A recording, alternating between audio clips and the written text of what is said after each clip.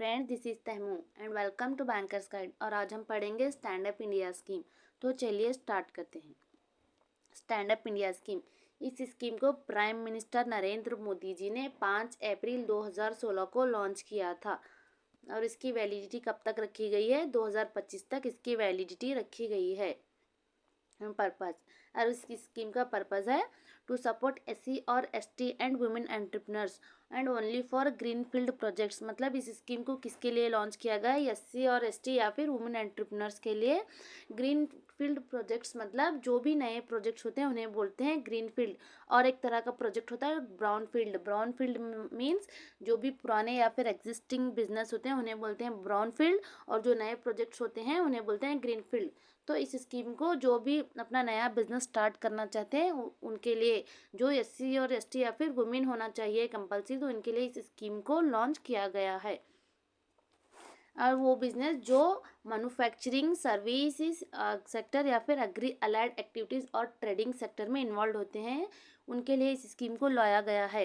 Agree allied means ऐसे business जिनको अपना फिनिश्ड प्रोडक्ट तैयार करने के लिए एग्रीकल्चर बेस्ड रॉ मटेरियल पर बेस्ड होते हैं, ऐसे बिजनेसेस को बोलते हैं एग्री अलाइड एक्टिविटीज़।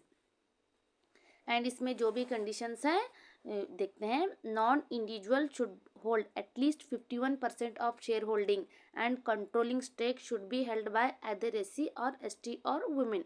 मतलब जो भी बिजनेस लोन के लिए अप्लाई करते हैं तो उसमें 51% की शेयर होल्डिंग होनी चाहिए, और उसका कंट्रोल किसके हाथ में होना चाहिए?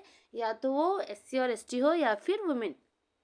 And next, should not default to any bank. मतलब किसी भी बैंक में लोन लेके डिफॉल्ट ना किया हुआ हो और उसकी एज 18 वर्ष से ऊपर हो। एंड लोन अमाउंट की लिमिट कितनी है? 10 लाख से लेकर 1 करोड़ तक की लोन अमाउंट की लिमिट है, और उसका रीपेमेंट पीरियड है 7 साल का। और उसमें आपके लिए मोरेटोरियम पीरियड भी रखा गया है। मोरेटोरियम पीरियड कितना है? 18 मंथ्स का। मोरेटोरियम मतलब ये वो वक्त होता है जिसमें आपको अपना EMI पे नहीं करना है, और जब आप लोन लेंगे तो 18 मंथ तक आपको कोई EMI नहीं देना है। 18 मंथ्स के बाद आपका EMI स्टार्ट होगा, तो इसे बोलते हैं moratorium period.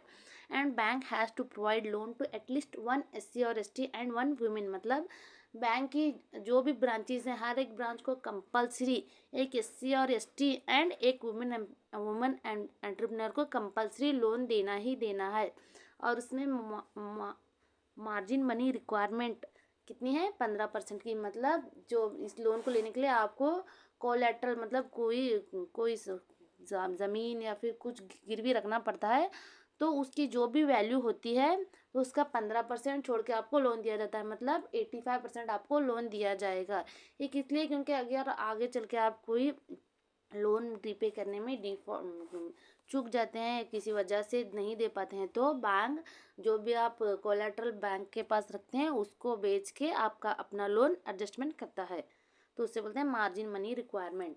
And the borrower shall be required to bring in minimum of 10% of the project cost as own contribution। मतलब जो भी लोन के लिए अप्लाई करता है, जो borrower होता है, उसको कंपलसरी अपना जो भी प्रोजेक्ट की कॉस्ट है उसमें 10% अपना खुद का पैसा लगाया होना चाहिए।